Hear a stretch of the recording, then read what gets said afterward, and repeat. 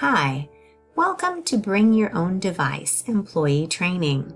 This training has been put together by Dustin Keith, Brandon McSween, and my name is Liz Bears. I'll be your trainer today. Our agenda for today's training has two parts. First, we'll talk about acceptable use policies and the required forms, and then we'll talk about what is BYOD and classroom management tips and apps. The acceptable use policy guides both employees and students in how they can appropriately access the internet using school devices. It's recommended that you review these policies with students annually. Now we'll review the Employee Acceptable Use Policy. Much of the information included in the Electronic Resources Technology Acceptable Use Policy is covered in this video. The district may restrict or suspend user privileges when an alleged violation is being investigated and adjudicated. No user should have the expectation of privacy as to internet, email, or computer usage. Remember that anything that you do on an Okaloosa County School District machine or on the internet can be searched and may be searched depending on the need. Paragraph 3 tells us that all electronic devices that connect to our secure networks must be approved by the Office of Seat Management before you use it. Only district-approved hardware and software are allowed on district seat-managed or supported machines. This means peripherals as well, printers, scanners, monitors. Only district-approved equipment is allowed to distribute the Okaloosa County School District network. Don't do surgery on your own machine. Call Teleforce. Finally, all computers should be turned off at the close of each business day, unless you've been instructed otherwise. Now let's talk about passwords. All network devices need to have a password that is at least 8 characters long. It should not include any part of your name or username, or have common word or number sequences like ABC, 123, password, or secret. You should have at least 3 of the following components: an uppercase letter, a lowercase letter, a number, or a symbol. It's really important that users do not share their password with anyone else, not with students, not with colleagues, and not with substitutes. Any activity on your account, even if it's not by you, will be attributed to you if you've shared that account. Be especially careful not to share any data from the AS400 or any AS400 based program such as the Dashboard, Pause, Oasis, or Gradebook. Don't share your passwords or your account information with anyone else, and don't transmit this information in any way. Data from those programs is confidential and cannot be saved on your device locally or transmitted outside of the Okaloosa County School District unless that is mandated by state and federal reporting requirements. Section 9 talks about our electronic resources and how those resources are intended to be used for instruction and academic work. There is an opening for personal use of district electronic resources, but this is considered the lowest priority. Any use for non-district purposes must be only occasional and brief. It cannot interfere with district business or our ability to perform our paid jobs. Finally, it cannot result in any cost to the district, and it should not be for a political purpose. Section 10, of course, tells us more about this, and 11, that we will not be held accountable for students' non-instructed actions when they're using electronic media, so if they do something they're not supposed to do, you will not be punished for that. All breaches of security must be reported to the District Office of Seat Management. Section 13 talks about how the district provides internet content filtering on our system, but no filtering system is perfect and can keep out all offensive material. Any site that you run into that seems inappropriate should also be reported to the Office of Seat Management, and any attempt to bypass these filters would be a violation of this policy. The Student Records Privacy Act tells us that no information about students may be transmitted by electronic means, and so this impacts us whenever teachers want to use different apps that have student accounts on them, and the app asks us for student names. It would be appropriate to use a non-identifiable number, something that you create in the classroom. Don't use their names, their ages, or grade, or any other piece of information that could be figured out by the app. All websites that are created by employees or students must be housed and stored on district-provided web servers, and the district has the right to terminate any district website at any time for any reason. All material on these websites must follow FERPA, SIPA, and other copyright laws and must be ADA compliant. The district has the right to remotely monitor network traffic, and we just want you to know about that. They use this for troubleshooting and computer repair and assisting employees with technology-related problems. Employees will be notified ahead of time before remote access is granted, unless it's part of an ongoing investigation. Section B is about using the internet in a way that puts us above reproach. The highlighted sections will kind of draw your eye to the main points. Number 2, no personal Wi-Fi access is allowed on district machines while on campus. 3, software may not be downloaded from the internet without specific authorization from the Office of Seat Management.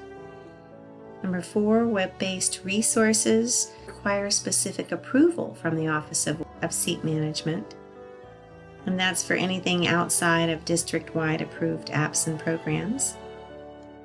And number 5, internet use is monitored by the district. Employees should not attempt to hide anything improper. It's imperative to use good judgment when viewing any non-business related sites. Sometimes they suck up a huge amount of bandwidth and can impede other people's work on the internet. The next section is about email use. So we should never use email to send or forward any spam.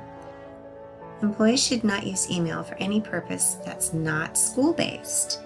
You should not use it for promotions or events and fundraising, and we are not permitted to send an email to the entire district without prior approval. If you are collecting email addresses from anyone who is not a district employee, then you need to put this statement right here at the bottom of your email. We are not supposed to read anyone else's email unless we have been given permission by that person, and we're not to use non-school-based email accounts for any school business. Finally, there is an annual training for security awareness that is required for all Okaloosa County School District employees. We're not going to be tested or scored on it, but it is tracked for participation. And if you don't participate in it, then your permission to use the internet and other technology may be revoked. Let's look at the Student Acceptable Use Policy. Fast forward to minute 20 to continue with the training. Parents sign these policies generally in kindergarten, 6th grade, and in 9th grade. Additionally, this policy is required to be signed any grade where a student transfers from another school or from another district. Section A, Purpose, tells us that The reason we have this policy is to protect our students from unauthorized access, from their information getting out on the web and other people using it, and from any inappropriate content. And it's guided by the Children's Internet Protection Act. Okaloosa County School District has set a goal of providing internet access for faculty, staff, and students to promote educational excellence. And there may be some things on the internet, of course, that are not age appropriate, so we treat it the same way that we do reference materials. An acceptable use policy applies to all technology devices. It is a privilege and not a right to have access to technology, and this access may be withdrawn from a student at any time, either by a school's staff or by the student's parents and guardians. All student web pages must relate to the specific school, education, or career information activities, and they must have a teacher sponsor. Just like school lockers, all electronic storage devices are subject to inspection at any time, and users should not think that these files or devices are private. Parents and guardians also have the right to request to see the content of students' computer files. School staff will refer any students for disciplinary actions if they violate any provisions of this policy, and this could include cancellation of their privileges or other consequences at the discretion of a school principal or their designee. Vandalism, and including computer viruses or other software like that, hacking or changing software, and if the machine is damaged in any way or any harm comes from this, then the parents or guardians may be held financially responsible for that. Purposely using internet or electronic resources to do something harmful might include anything that infringes on the rights of another person, is hate-motivated, fraudulent, sexually oriented, something that is bullying, anything encouraging illegal use of controlled substances or promoting criminal behavior, or anything that violates copyright laws. Unacceptable uses by students include any unauthorized access, and this might be something that violates students' right to privacy, downloading materials for personal use, in other words, files, graphics, music, or movies, reposting personal communication without the author's prior consent, posting videos without the consent of the subject, copying commercial software or other protected materials, including photographs, or storing inappropriate images and videos. Students may not install or store any software on any district computer without permission of the teacher, or make any changes in the configuration, password, or program of a computer system without prior permission. Using a district computer without the permission of a teacher is not allowed, nor is any use of vulgarities, or playing unauthorized online games, or accessing unauthorized social media. Anything that damages computers or computer networks or software, or disrupts the technology or network function. Students may not use another person's username or password, or reveal the name, address, social security number, or phone number of any student, staff member, or district employee. Students may not use district technology to access their personal email except for educational purposes, then that requires the teacher giving them permission. They may not monitor the network for their personal information and do a search on their name. They're not to remotely access networks or computers or other technology without permission. And they should not attempt to gain access to other users' usernames or passwords, or take or store inappropriate images and videos. So the consequences of any of these violations are found in the Code of Student Conduct, and any violation of this policy that is also a violation of federal or state law could result in criminal prosecution of the student. Now let's talk about cell phones. A student may be in possession of a wireless device or a cell phone while they're on school property or attending a school function, but there are some limitations. They can't have their devices out or turned on.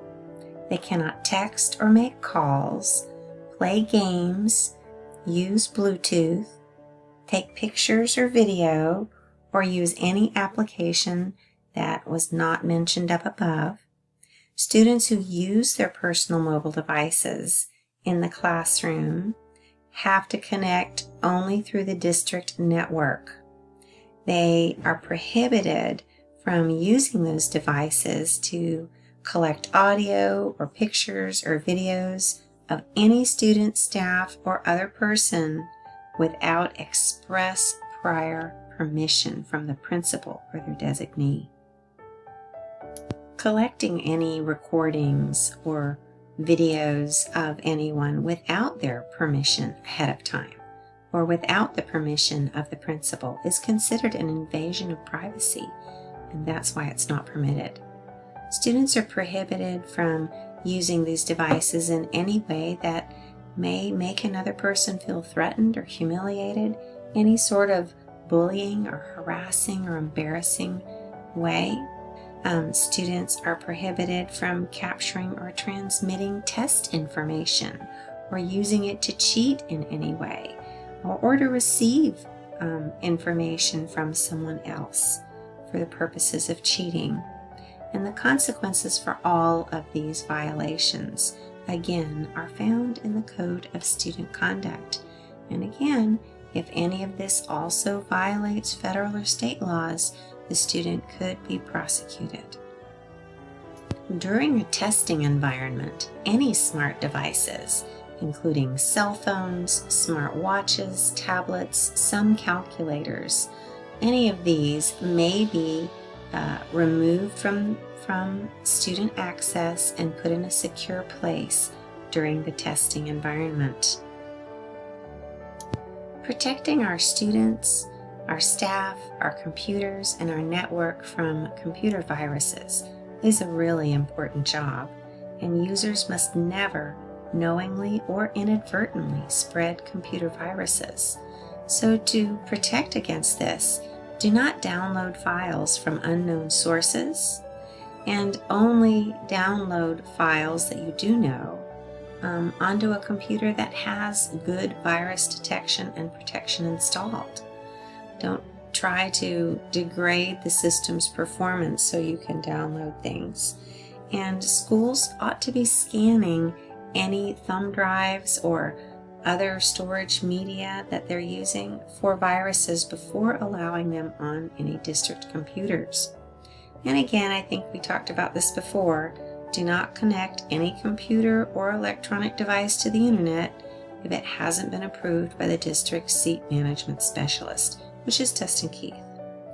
Access to an appropriate material must not happen. Internet filters are in place throughout the district and are there to protect our children and to follow the directions of the Children's Internet Protection Act from any material that may be deemed harmful to minors.